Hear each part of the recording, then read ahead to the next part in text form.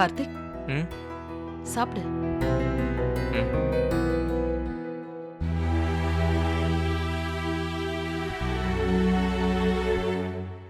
என்னடா ஒன்றும் இல்லையே. 2 நாளா நீ சரியில்லை. என்ன விஷயம்னு சொல்லு. ஒன்றும் இல்லைம்மா. காலேஜ்ல ஏதாவது இஷ்யூவா? அதெல்லாம் இல்லை. ஃப்ரெண்ட்ஸோட சண்டையா? என்னம்மா சின்ன பையன்கிட்ட கேட்குற மாதிரி கேட்குற? பெரிய பையனா இருந்தா எதுவா இருந்தாலும் ஃபேஸ் பண்ணணும். இல்லனா டிஸ்கஸ் பண்ணணும். இப்படி கோழி மாதிரி சாப்பாட்டை கிளறக்கூடாது.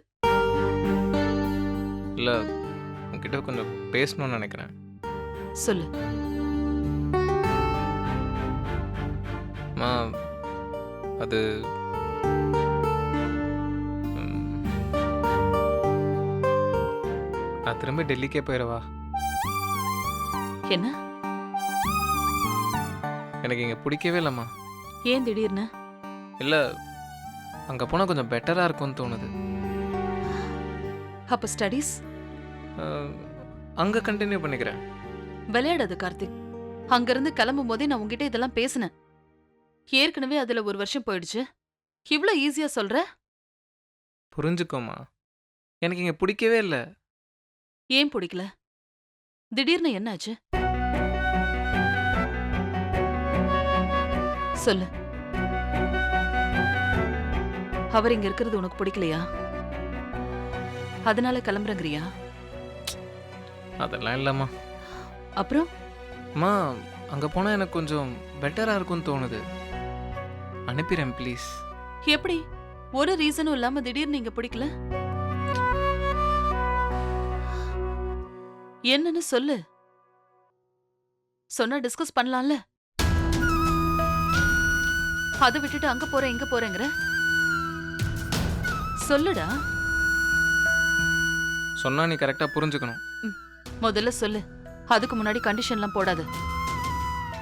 இல்லைம்மா, ரேவதி என்கிட்ட சரியாக பேச மாட்டேங்கிறான்னு சொன்னேன்ல.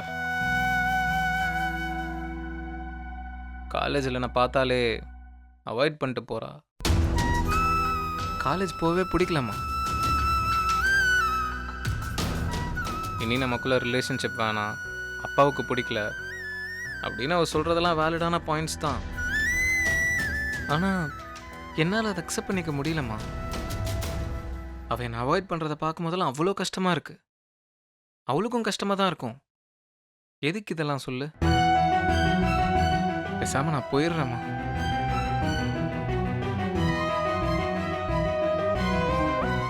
என்னை விட அவள் முக்கியமா அப்படிலாம் உனக்கு கேட்க தோணும். ஆனால் அப்படி இல்லை. அவ கூட இவ்வளோ நல்லா பேசிட்டு காலேஜ்னாலே அவ தான் இருந்துட்டு இப்போ திடீர்னு அவள் இல்லாமல் அவ கூட பேசாமல் ஒரு மாதிரி கஷ்டமாக இருக்குமா. நீங்கள் தனியாக இருந்தால் கூட பரவாயில்ல. அதான் இப்போ அவர் இருக்கார்ல, அவர் நான் பார்த்துப்பார். நான் போகிறேம்மா ப்ளீஸ். என்ன ஒரு ரீசன் ஆக்காத. அவர் இருந்தா நான் உன்னை மிஸ் பண்ண மாட்டேனா? இல்லைம்மா, நான் என் பாயிண்ட் ஆஃப் வியூ சொல்கிறேன், அவ்வளோதான். நானும் உன்னை டெஃபினட்டாக மிஸ் பண்ணுவேன். ஆனால் எனக்கு வேற வழி தெரிலம்மா. இது ரொம்ப சின்ன விஷயம் கார்த்திக். கொஞ்ச நாள் விட்டா அவளே ரியலைஸ் பண்ணிட்டு பேசுவா. இல்லனா நீ சிச்சுவேஷன் புரிஞ்சுக்கிட்டு அக்செப்ட் பண்ணிருப்ப. இதுக்கெல்லாம் டைம் கொடுக்காம சடனா போறேன்னு சொல்றது எனக்கு சரியா படல.